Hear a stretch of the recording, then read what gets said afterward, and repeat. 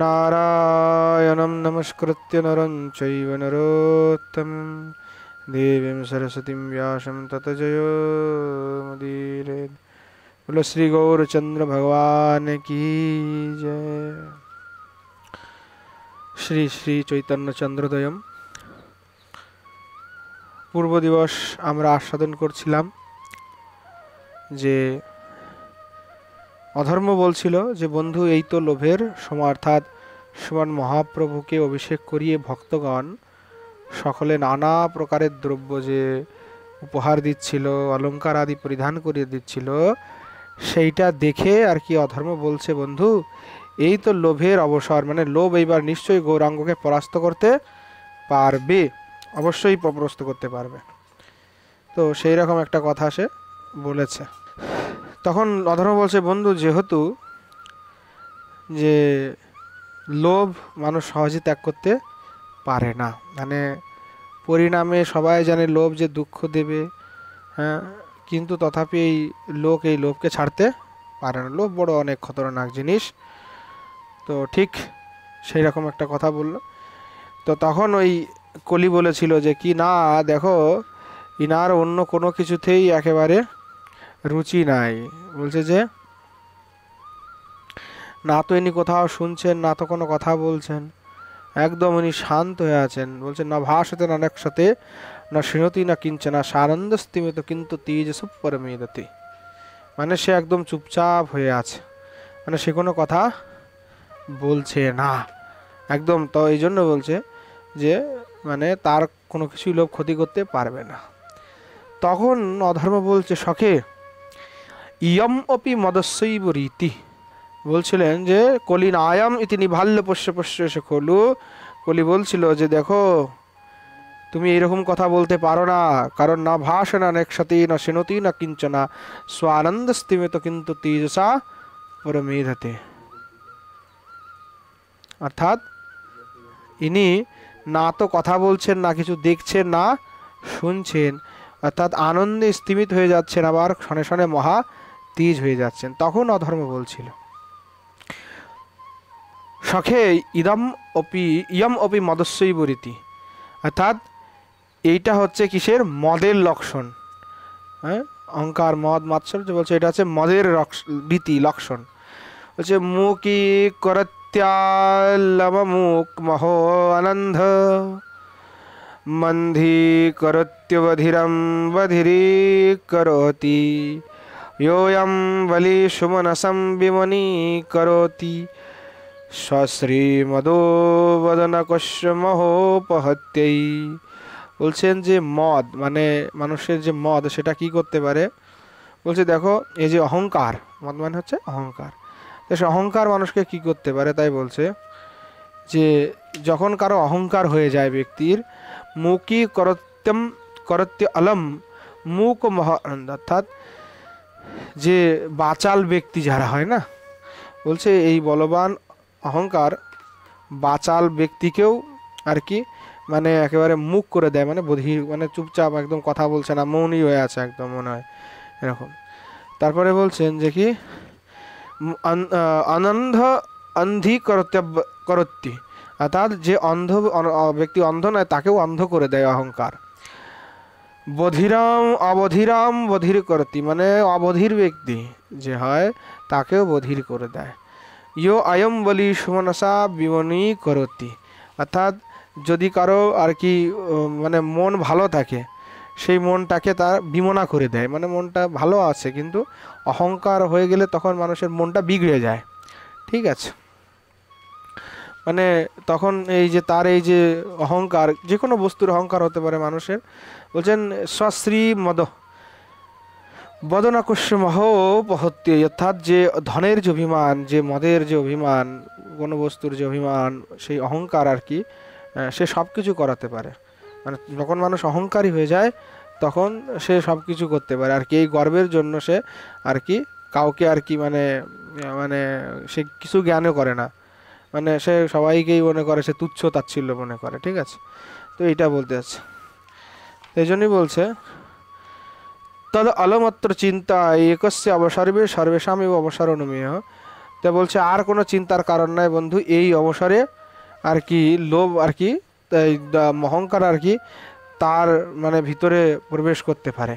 আর সে যদি একবার প্রবেশ করতে পারে সর্বেশাম এবং অবসর অনুমেয়, অর্থাৎ অহংকার যদি একবার প্রবেশ করে যেতে পারে তাহলে ধীরে ধীরে ধীরে কাম ক্রোধ লোভ মোহ মাৎসর্য সব একেবারে প্রবেশ করতে পারবে।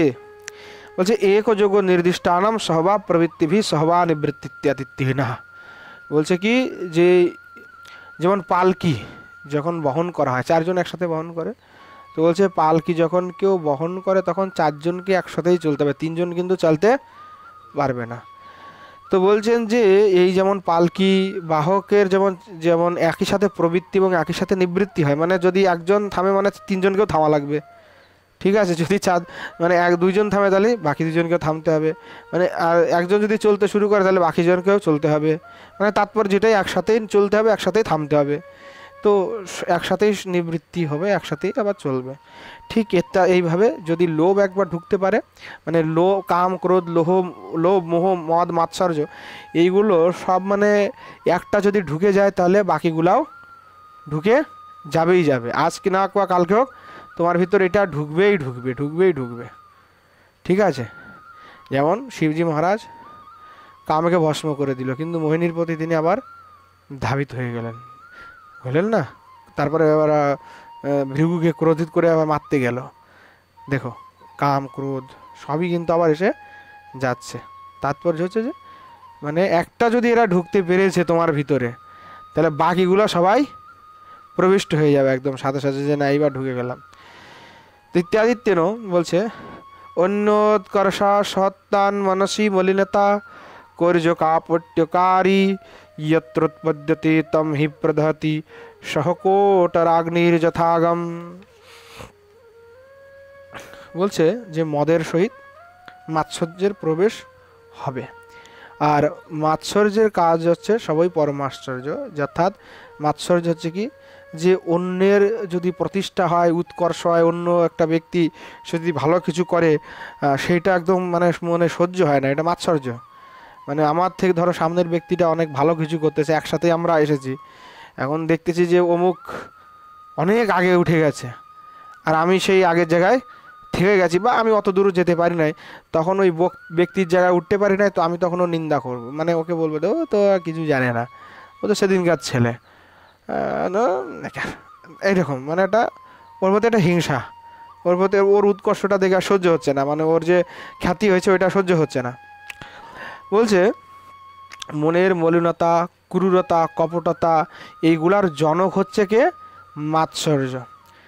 তো এই মাৎসর্য যে হৃদয়কে আশ্রয় করে তাহাকে সে কেমন করে, যে একটা বৃক্ষ যেমন বৃক্ষের কোটরে যদি আগুন লাগে তাহলে ধীরে ধীরে ধীরে ধীরে সে বৃক্ষটাকে দগ্ধ করে দেয়, ঠিক মাৎসর্যটা হচ্ছে এইরকম, যে কারো ভিতরে যদি মাৎসর্যটা এসে যায় তাহলে সে ধীরে ধীরে ধীরে ধীরে ধীরে তার মানে পুরো তাকে দগ্ধ করে ফেলে দেয়, তাকে মানে একেবারে নাশ করে দেয়।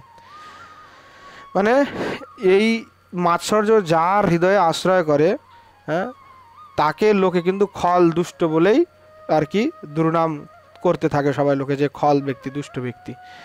তো এই যে মানে বৃক্ষকে বিক্ষোভ করে দেয় এইরকম হচ্ছে এই মাৎসর্য। বলছে যে না ক্রান্তান্তরাণম খল ইতি বলতে বিশ্ব বিক্ষোভিকাখ্য সোয়ম মাৎসর্য নামাত্তব সচিবরও বর্ততে গূঢ়মাত্রা। বলছেন যে এই বিশ্বকে শোভিত করে দিতে পারে এই যে মাৎসর্য নামক তোমার প্রধান সচিব, এই সচিব গৌড়ে গূঢ়রূপে অবস্থান করছে। পুনরায় নেপথ্যে হন্ত ভো অদ্বৈত, কি আশ্চর্য হে অদ্বৈত, অষ্টাদশৈব ইয়ামহ ষণ ইব নামা ভবন্যস্য তস্মিন আনন্দময়ে কিমুপচরাম বয়ম শূদ্রাহাম। বলছেন অষ্টাদশ যে প্রহর, সেই প্রহর যেটা নিমেষের মতো মনে হচ্ছে, সেই আনন্দময় তুচ্ছ আনন্দময়কে আমরা কি দিয়ে সেবা করব, মানে সেই যে আনন্দময় স্বরূপ তার সাথে যে অষ্টপ্রহর আমরা কাটালাম, সেই অষ্টপ্রহর আমাদের কাছে নিমেষের মতো শেষ হয়ে নিমেষের মতো মনে হচ্ছে, যে খুব অল্পকাল আমরা কাটিয়েছি, মানে একটা চোখে নিমেষ যতটুকু আছে ততটুকু আমরা কাটিয়েছি। মানে বলছে যে নিমেষের কালের মতো মনে হচ্ছে, মাত্র অল্প একটু কাল। তাই এই সেই আনন্দময় যে গৌরচন্দ্র, তাকে আমরা কি দিব, তাকে আমরা তুচ্ছ বস্তু দিয়ে তাকে আমরা কি দিয়ে সেবা করব? তদনুনা সর্ব এব স্তদ্ধম। তো এই জন্য তাকে তো এই বস্তু দিয়ে প্রসন্ন করা যেতে পারে না। তাই কি করো, তোমরা সবাই মিলে এখন একসাথে এনার স্তব স্তুতি করো। যথায়ম সহজমপি সান্দ্রমানন্দম প্রতনুকৃত্য ভক্ত বাৎসল্যাদ বহির্বৃত্তিমা লম্বতে। অর্থাৎ এইরকম স্তব স্তুতি করুন যাতে ইনি স্বাভাবিক যে মানে অবস্থায় তিনি ফিরে আসে, এবং তার যে কৃপা তরঙ্গ অর্থাৎ গৌর যে মহাপ্রভু কৃপার সাগর অর্থাৎ সান্দ্রম আনন্দম প্রসূনকৃত, অর্থাৎ মানে সান্দ্র আনন্দেতে তিনি প্রস্তুনুকৃত্য, মানে ভক্ত বাৎসল্যদের বহির্বৃত্তিমা, অর্থাৎ তিনি মহাপ্রভুজনে ভক্ত বাৎসল্যদ গুণ তার বাইরে প্রকাশ করেন। মানে তার এমনভাবে স্তুতি করুন যাতে তিনি প্রসন্ন হয়ে যায়, এবং প্রসন্ন হয়ে গিয়ে মানে অটোমেটিক যেন তার ভিতর থেকে ভক্ত বাৎসল্য যে গুণটা, সেই গুণটা যেন বেরিয়ে আসে সহজে।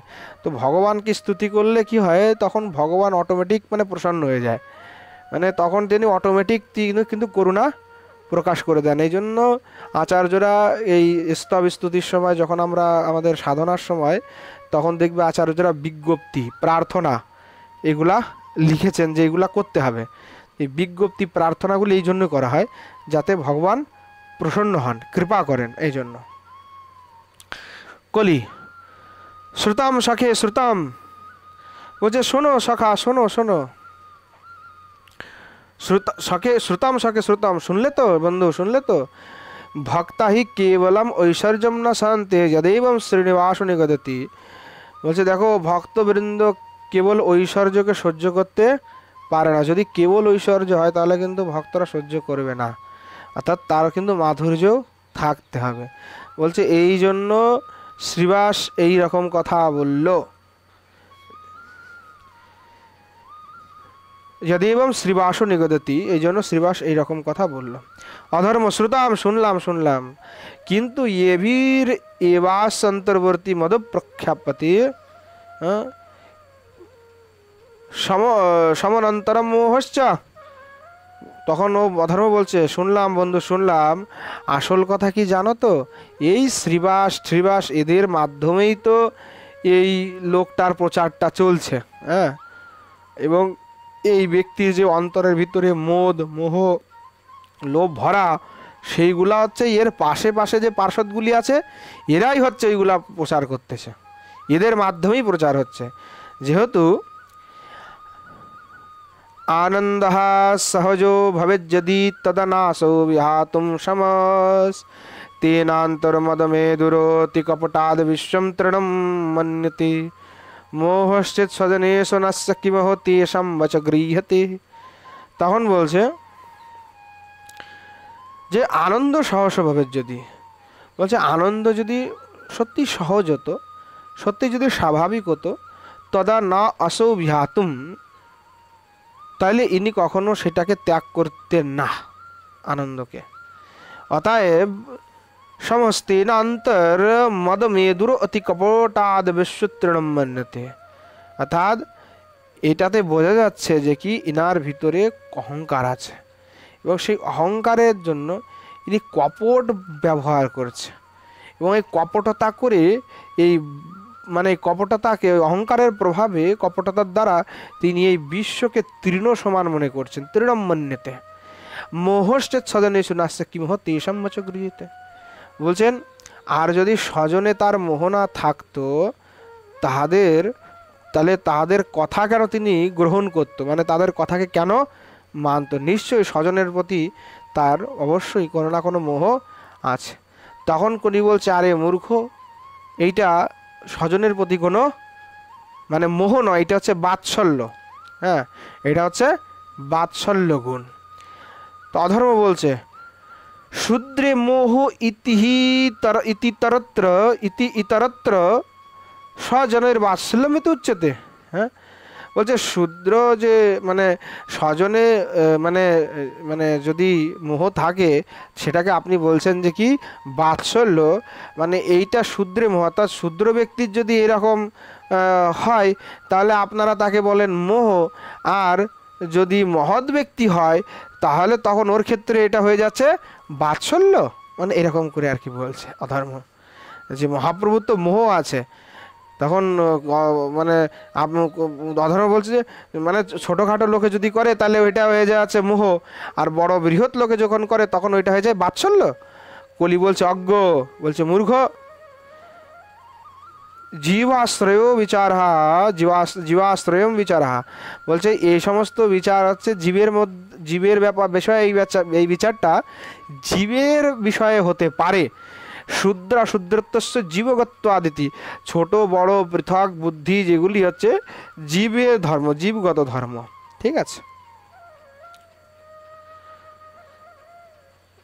পুনর্নেপথ্য অভিমুখম আলোক্য, পুনঃ নেপথ্যের মুখে আর কি দৃষ্টিপাত করে আর কি বলছেন অহো কথম অকস্মাদ এব, অর্থাৎ অহো অহো হঠাৎ আবার কি হচ্ছে, অদ্বৈত প্রমুখ পতন্তি যুগপৎ সর্বেক্ষিতো দণ্ডবৎ শ্রীবাসাদি চতুঃসহোদর বদ্ধমুখ্য স্ত্রীয় শকিলা। বলছেন অদ্বৈত প্রভু যে সমস্ত ভক্ত মণ্ডলী, অর্থাৎ শ্রীবাস আদি চতুঃসহোদরা, শ্রীবাস আদি যে তারা চার ভাই, এবং বধূ মুখ্য অর্থাৎ বধূ প্রমুখ যে নারীগণ আছেন, তারা সকলে ভূমৌ শীতৌ যুগপৎ সর্বে শীত দণ্ডবৎ পতন্তি, অর্থাৎ সবাই আর কি ভূমিতলে দণ্ডবাত হয়ে পড়লেন। হ্যাঁ, সবাই মহাপ্রভুকে প্রণাম করছেন, দণ্ডবাত করছেন। বলছে আহ জ্ঞাতম, এখন বুঝলাম, বাক্যে বাক্য শাম্বুজ মালিক এব কৃপা মাধ্যিক নিঃসন্দিকে স্বানন্দর্মে বিনিদ্রতে বিকচয়ামাসায়মিষো দৃশ। বলছেন যে বাক্যম্বুজ মালিক এব কৃপা মাধ্যিক নিঃসন্দিকে স্বানন্দর্মে বিনিদ্রতে, অর্থাৎ শ্রীমান মহাপ্রভু তো চোখটা বন্ধ করেছিলেন, তখন যখন সবাই ভক্তরা আর কি যখন সবাই এই মানে দণ্ডবাদ আদি করলেন, তখন শ্রীমান মহাপ্রভু এবার আনন্দে আর কি মানে তন্ময় হয়েছিলেন। তো এইবার তখন তিনি তার নেত্র দুটি আর কি মানে খুললেন। যখন নেত্র দুটি খুললেন, মনে হচ্ছে যে প্রস্ফুটিত পদ্মশ্রেণীর থেকে যেন করুণ মধুবর্ষণ হচ্ছে, আর মধুবর্ষণ করতে করতে শ্রীমান মহাপ্রভু তার নেত্র দুটিকে উন্মিলন করলেন। পুনশ্চিরম নিরূপ্য হ অত্যদ্ভুতম, পুনরায় অনেকক্ষণ আর কি এই নিরীক্ষণ করে বলছে অহ অদ্ভুত অত্যদ্ভুতম, অহ অতি অদ্ভুত, অতি অদ্ভুত, অতি অদ্ভুত। মচ্চিত্তা ভবতেতি বারিদ ঘটা গম্ভীর ধীর স্বয়ং স্বরম ভাষিত্বাঙ্গ্রি স্বররুহে ভগবতা মেষাং শিরঃ স্বরপিতে শাস্ত্রম সোৎকলিকম সবে পথু স্বশীৎকারম স্বরোমোদ্গমম শোল্লাসঞ্চ কৌতুকঞ্চ যদমি আনন্দতন্দ্রম যজুঃ। তখন শ্রী ভগবান একদম মানে শ্রীমান মহাপ্রভু এবার বলছেন, এতক্ষণ কিন্তু কোনো কথা বলেন নেই, এবার মহাপ্রভু বলছেন। কিভাবে বলছেন? বলছেন ভাষিত্বা বারিদ ঘটা গম্ভীর ধীর স্বয়ং, ভগবান তখন কীভাবে কথা বলছেন, যেমন গম্ভীর স্বরে, জলদ গম্ভীর স্বরে, মানে মেঘ যেমন ঘড়ঘড়াট করে ডাক দেয় না, মানে বর্ষা হওয়ার সময়, ঠিক তদ্রূপ মানে একদম গম্ভীর হয়ে মহাপ্রভু আর কি তখন বলছেন মচ্চিত্তা ভবতি, বলছে তোমরা আমার মদগত চিত্ত হও, আমার প্রতি তোমাদের চিত্ত অর্পণ করো। এটা বলে মহাপ্রভু কি করলেন, অঙ্ঘ্রিস্বর রূহে ভগবত মেশাম শির স্বর্পিতে, অঙ্ঘ্রিস্বর অর্থাৎ চরণ কমলদয়, ভগবতা মেশাম অর্থাৎ ভক্তদের, শির স্বর্পিতে মানে মস্তকের, শিরহা মস্তকম স্বর্পিতে, তার চরণ কমলটা তিনি ওই মানে ভক্তদের আর কি মাথার উপরে অর্পণ করলেন। শাস্ত্রত সৎকলিক সবেথু সশীতকার শরদ্গুমম, যেই অর্পণ করলেন সঙ্গে সঙ্গে ভক্তদের নেত্র থেকে অশ্রু আর কি পতন হতে শুরু করলো। সবাই আনন্দে অশ্রুতে একেবারে প্লাবিত হয়ে গেলেন, আনন্দ হচ্ছে সবার গায়ে আর কি, মানে রোম রোমগুলি একেবারে লোম লোমগুলি একদম সোজা হয়ে গেছে, প্রফুল্ল হয়ে গেছে, উৎফুল্লিত হয়ে গেছে, অঙ্গগুলি থরথর থরথর থরথর করে কাঁপছে। সল্লসাঞ্চ কৌতুকঞ্চ ইয়দমি আনন্দ তন্দ্রাম যজু, মানে থরথর করে তাদের শরীরগুলি কম্প হচ্ছে, মানে এগুলো সাত্ত্বিক ভাবের লক্ষণগুলি উদয় হচ্ছে। এবং কণ্ঠ থেকে আর কি শীতকার ধ্বনি, জয় জয় জয় জয় জয় মহাপ্রভু জয় মহাপ্রভু, মানে সবাই এভাবে তারা জয় জয় দিচ্ছে আর কি, তাদের অঙ্গ অঙ্গ একেবারে রোমাঞ্চিত হয়ে যাচ্ছে। এবং তারা কৌতুকঞ্চ যদমি আনন্দতনম, অর্থাৎ মনের ভিতরে উল্লাস কৌতুকে একেবারে তারা পরিপূর্ণ হয়ে, তারা প্রেম আনন্দিতে পরিপূর্ণ হয়ে একেবারে মহাপ্রভুতে তন্ময় হয়ে গেলেন ভক্তগণ। অধর্ম তদতঃ পরত্রৈর বা গমিষ্যন্তি সর্বে তদহি স্থানতরম চিন্তয়াম। তখন ওরা বলছে যে দেখো, যে এখন তারা হয়তো এখানে আসবে, মানে তদতঃ পরমাত্রৈব গমিষ্যন্তি সর্বে, সবাই এবার এইখানে আসবে, কাজেই এখান থেকে আমাদের চলে যাওয়া উচিত। অধর্ম সখে মম অবস্থানম ক চিন্তনীয়ম, তখন কলিকে বলছে অধর্ম বন্ধু, আমার বাসস্থানটা কোথায় ঠিক করেছ? অধর্ম বলছে তুমি তো চলে যাবে, আমাদের যে চলে যেতে হবে, তা আমার বাসস্থানটা তো দিয়ে যাবে, থাকবো কোথায়? হ্যাঁ, তখন অধর্ম বলছে চিন্তিতমস্তি শ্রূয়তাম, বলছে হ্যাঁ ঠিক করেছি, তুমি যে কোথায় থাকবে সেটাও ঠিক করেছি, শোনো তুমি কোথায় থাকবে। বিদ্যাশীল তপকুলাশ্রমযুযোপ্যক্যান্তদান্তশ্চ ये নিন্দন্ত্যস্য বিভোঃ চরিত্রমনঘম তেষু ত্বয়া স্থীয়তাম তৎপত্নিতুম মৃষা বহির্मुखमुखे स्वस्तं तनुजश्च ते दम्भ केवल शुष्क कर्म निरतेष्वेत्तेन मा খিদ্যতাম। বলছেন বিদ্যা, যারা বিদ্বান, শীল মানে সচ্চরিত্র, তপহ মানে তপস্বী, কুল আশ্রম অর্থাৎ যাদের বংশ ঠিক আছে, এবং যারা আশ্রম মানে চতুর্বর্ণ আশ্রমে যে কোনো আশ্রমকে তারা সঠিকভাবে ধারণ করে আছে।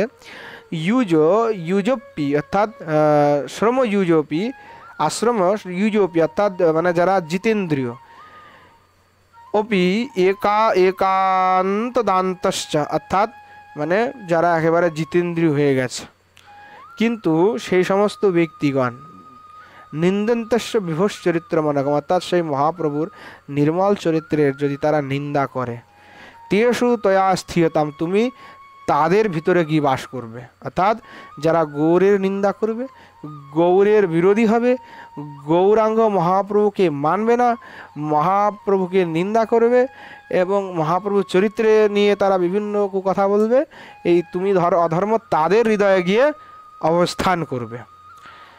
আর তৎপত্তিত্ব মৃষা, তোমার পত্নী যে মৃষা, অধর্মের পত্নীকে মিথ্যা মৃষা, বলছে মুখেস্ব আস্তাম তনুজশ্চতে, আর তোমার যে ভার্যা মিথ্যা, সে ওই গৌর বিমুখ জনের হৃদয়ে গিয়ে বাস করবে, অর্থাৎ গৌর বিমুখ যারা তাদের।